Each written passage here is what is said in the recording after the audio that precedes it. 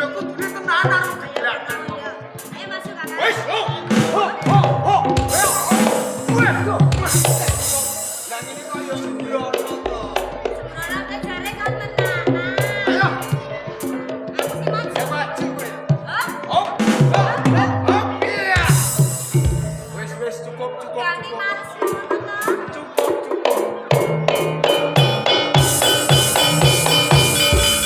Condrowati Condrosari. Nganti aku tumekana ing papan kanggo gegladen. Ketemu karo kowe sakarone, iki tenane ra aku bakal melek Aji Jaya Kawijayan karo kowe sakarone. Lah kula ya janjimu kawit biyen to kakak. Nek nganti saiki durung ono nyatane lho kakak. Kowe ben percaya, kowe ben mantep atimu. Iya. Kok, kalau sawangan karo ana wit sing gedhe. Mbok menawa kae 3 rangkulan ya ora kae. Tak tampane Aji Jaya Kawijayan. Mbok dadi kawujudan apa kae? Coba aku pengen ngerti sendang gage Make kakak. diwaske Aji Jaya Kawijayan. Iya.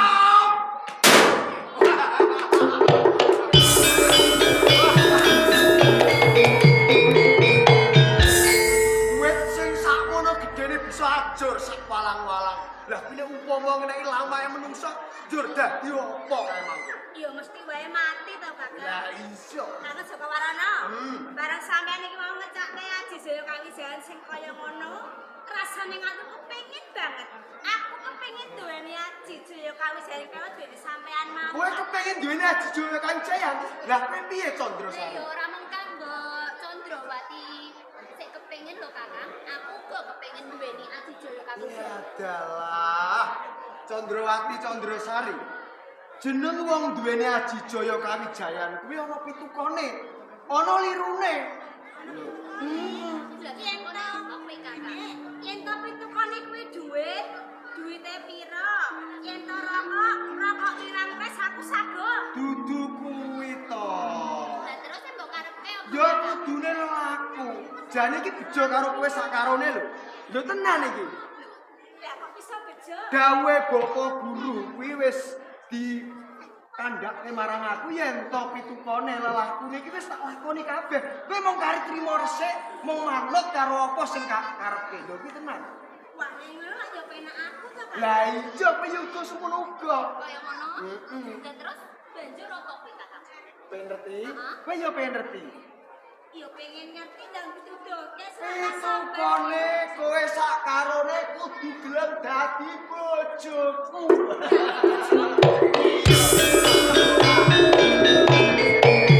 Lah kok dadi bojone sampean apa ya ora ana syarat liyane? Ya ora bisa to, pancen kuwi lelakune wis tak lakoni kok. Tak rewangi talak broto aku tak ngelan.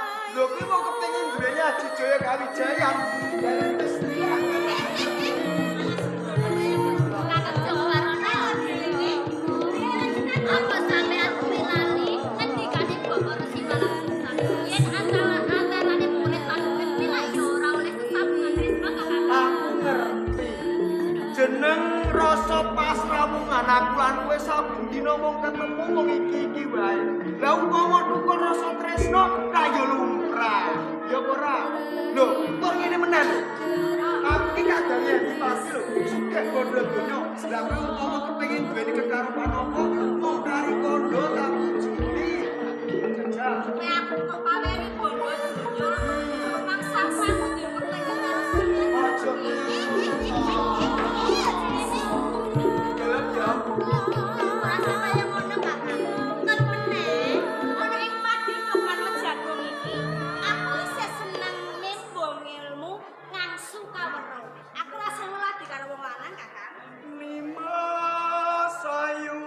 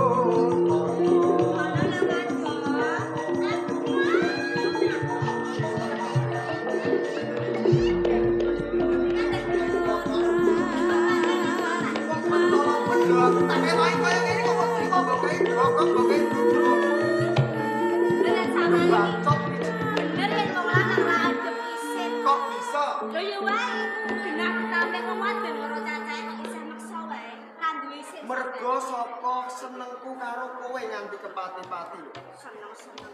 Aku mah Siang pantoro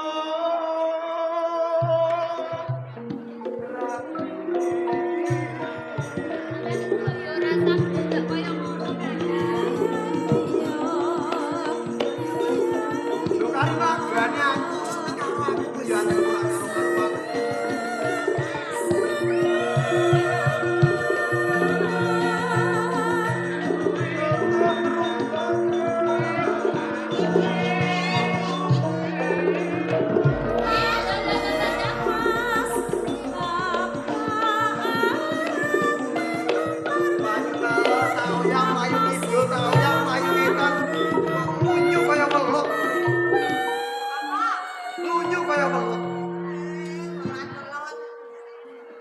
Ojo tansah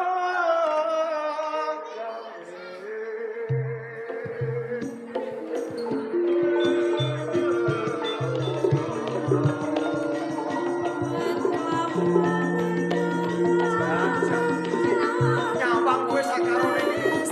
Lare wangi kowe omahe kira duwe rasa kesel tenan. selama kok paling selama.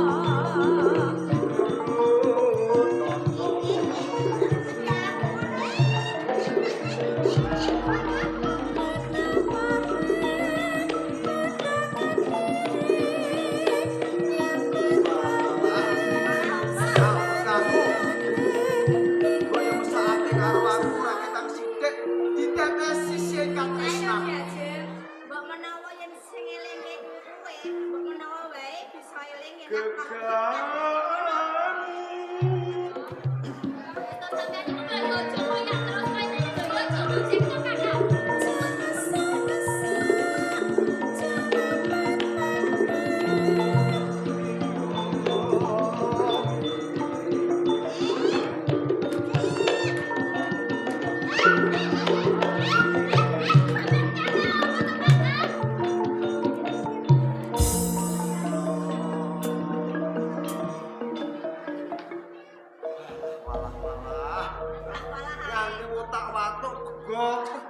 ngoyak-ngoyak karo kowe.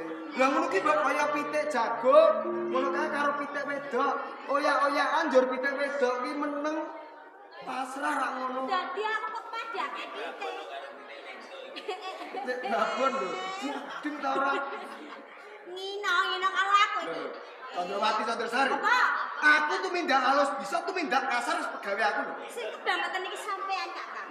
Genah wis cek tawel-tawel aku iki ra seneng karo sampean. Kenapa sampean Loh, lah wong lanang nek mbok tampel tresnane. Lho. Kadange Adipati lho, kowe kudu eling lho. Ya. Lho, gelem apa ora? Ora. Ora gelem. Bola-bali Gelem, kok. toh.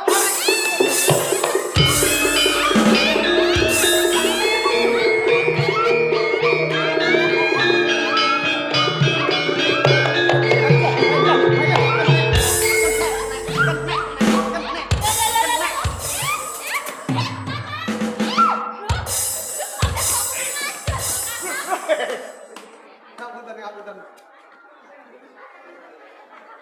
Ana pitik wedok karo pitik babon. Pitik babon. Lah iya. Lanjut. Kowe kok njur ngrangkul karo Candrasari lan Candrawati. Iki terus karepmu piye? Kula badhe mlek Aji Jaya Kawijayan. Kok gladi? Nggih. Jaya Kawijayan. Menika leres. Olah kasantikan. Ini nggih. Candrawati. Cek kula kok. Candrasari. Bener sing dikandakno Warana yen kowe sekloron arep diwelet Aji Jaya Kawijayan. Mboten, Bapak. Kakang Joko Warana menika kurang ajar. Tresna kalih kula malah kaporo. Kula kalih kadang kula niki ajeng diperkosa. Kowe sekloron arep diprakosa.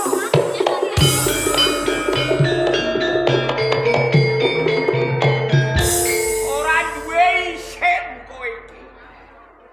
Kowe iki ngalor ngidul ngetan ngulon. Cetha nek kowe wis ditampik karo cah wedok. Mergo apa? aja suwe. Neng urung payu. Ampun ngaten to Bapak. Niku enten tetembungane lho. Piye? Semangka dipecah-pecah beras ketan diinteri. Maksude Dadi duda aja susah-susah akeh perawan sing padha ngantri. perawan ndi sing teni? Boten ijek. Lho kowe iki lali apa piye? Lah pripun Bapak? Kowe ra wis tau tak kandhani. Murid antarane murid ing Padepokan Mejagung. Aja nganti sambung sih. Sinisian tegese sambung tresno. Jek. Monggo niatmu meguru ning Padepokan Mejagung. Iki niat golek ngelmu. Nggih, pados ngelmu, Jek. Kalamun wis buntas kawruhmu, kowe bali saka paguron kecondokan ngelmu. Nanging yen kowe migatekno marang kapribadenmu seneng karo bocah wedok, kowe bali saka paguron ora duwe ngelmu ning nggawa cah ayu. Meneh ngaten nggih pangapuntenipun Bapak. Ora beda Wati lan Sari. Gone ngancu kawruh nimba pangertena ning Padepokan Mejagung. Senajan wadon niat karepe kepengin dadi Sri Kandi. Sri Kandining para putri. Yen nganti kok uda paripeksa saengga kok prakoso. Bali ora diarani Sri Kandi neng gendong bayi. Mula yen kowe sing nganggep aku minangka gurumu. Mandeka semene lemu duwe rasa tresna karo Candrawati lan Candrasari. Jek kula candheke mawon ayo nyuwun sewu mangke ampun ngantos dipun paringi pangertosan kali Kang Mas Adipati lho. Perkara kuwi aku iso nyimpen aji. Merga sedulurmu Adipati Tunggul Wulung iki duwe gegayuhan luhur. Gegayuhane niat kepengin balekno kajayan Majapahit.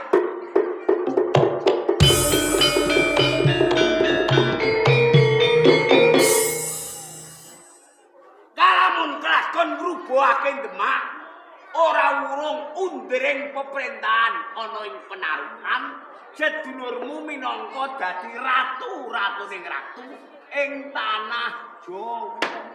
Kula kisarujuk sanget Jek. Yen pancen kowe gelem klenggana apa anane iso meperasamu, aku bakal ngapura marang kaluputamu.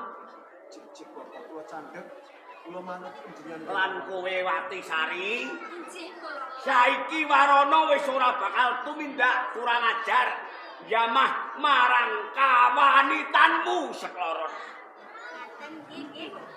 Nganti rawuhe Sang Adipati Tunggul Wulung. Wayang Prapto.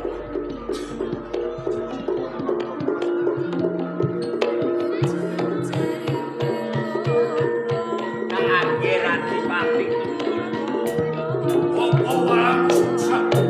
ngaturi kasugengan rawuh dening akun dening Padepokan Mejagung. Donga mewah restulipun. Apa guru walang suksa. Mugi amiwahono anggen kula ngembat praja wonten ing Kadipaten Penarukan. Mekaten iki. Bleduk mangampak-ampak. Sareng kula telesih candhaipun wonten ing Padepokan Mejagung. Wonten wahanan menapa wonten ing Padepokan? Pancen kula utusan kalih Jaka Warana gladi Candrawati lan Candrasari kedah wasis olah bela raga ginakaken aji japa mantra. Sampun ngantos tumpangsuh anggenipun necakaken aji jaya kalijayan mewah aji kasekten tumulin damel kapitulanipun sanes. Mbok menawi piyambakipun migatosaken kula kinten boten badhe tumpang suh anggenipun ngecakaken aji lan jaya kawijayan. Megaten. Bapak Guru Walang Sungsang Yer, jumbuh kalian dawuh pangandikanipun guru. Mila tungkap ari kalenggan menika sampun dumugi titi kala wahyaning mangsa kala. Kula badhe mangsulaken kajayan wonten ing kraton Majapahit ing cocok. Yer, apa warang menawi niat sedya panjenengan ngaten. Cara tiyang bathik pun dinengrengi saenak-enake wong direhno. Saenak-enake wong diperintah. Niku luwih enak sing kari perintah. leres pangandikanipun. Monggo Sultan Trenggana. Anggenipun jumeneng sultan wonten ing Demak. Menika boten ngregem Partisara. Serat kuwaos wonten ing Kasultanan Demak. Lajeng keparingipun Kepasan yogi menawi panjenengan niat ngrebaken Demak mancal panguasane Sultan Trenggana. Sampun ngantos kedisikan prayoginipun Demak dipun gecak perang mawon.